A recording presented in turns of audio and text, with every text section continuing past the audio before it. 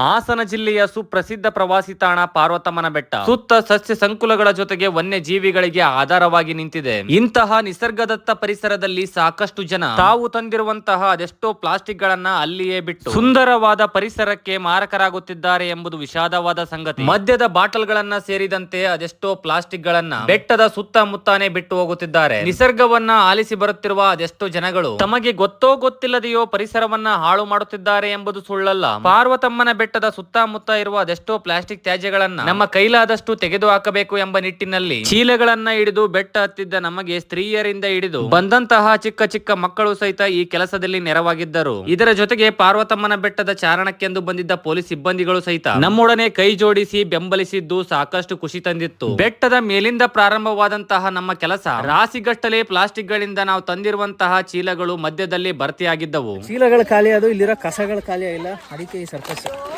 Video ನೋಡುತ್ತಿರುವ ಪ್ರತಿಯೊಬ್ಬರಿಗೂ ಕೇಳುವುದೊಂದೇ, ಆದಷ್ಟು ಈ ವಿಡಿಯೋವನ್ನ ಎಲ್ಲರಿಗೂ ಶೇರ್ ಮಾಡಿ ನಮ್ಮದೊಂದು ಈ ಚಿಕ್ಕ ಕೆಲಸಕ್ಕೆ ನಿಮ್ಮ ಬೆಂಬಲವಿರಲಿ ಅಂತ ಹೇಳುತ್ತಾ, ಮುಂದಿನ ಬಾರಿ ನೀವು ಪಾರ್ವತಮ್ಮನ ಬೆಟ್ಟಕ್ಕೆ ಹೋದಾಗ ಅಲ್ಲಿಂದ ನೀವು ಕೇವಲ ಒಂದೇ ಒಂದು ಬಾಟಲ್ ಅನ್ನ ಹೊರಗಡೆ ತನ್ನಿ. ಇದರಿಂದ ನೀವು ಪರಿಸರಕ್ಕೆ ದೊಡ್ಡ ಕೊಡುಗೆಯನ್ನೇ ಕೊಟ್ಟಂತಾಗುತ್ತದೆ. ನೋ ಪ್ಲಾಸ್ಟಿಕ್ ಎಂದು ಈ ವಿಡಿಯೋಗೆ ಒಂದು ಕಮೆಂಟ್ ಹಾಕುವ ಮೂಲಕ ಆದಷ್ಟು ಜನಕ್ಕೆ ಈ ವಿಡಿಯೋವನ್ನ ತಲುಪಿಸಿ ಅಂತ ಹೇಳುತ್ತಾ, ಮತ್ತೆ ಮುಂದಿನ ವಿಡಿಯೋದಲ್ಲಿ ಇನ್ನೊಂದು ಸಮಾಜಮುಖಿ ಕೆಲಸದ ಜೊತೆ ನಿಮ್ ಮುಂದೆ ಬರ್ತೀವಿ ಅಂತ ಹೇಳುತ್ತಾ, ಮತ್ತೆ ಮುಂದಿನ ವಿಡಿಯೋದಲ್ಲಿ ಸಿಗೋವರೆಗೂ ಟೇಕ್ ಕೇರ್, ಗುಡ್ ಬೈ.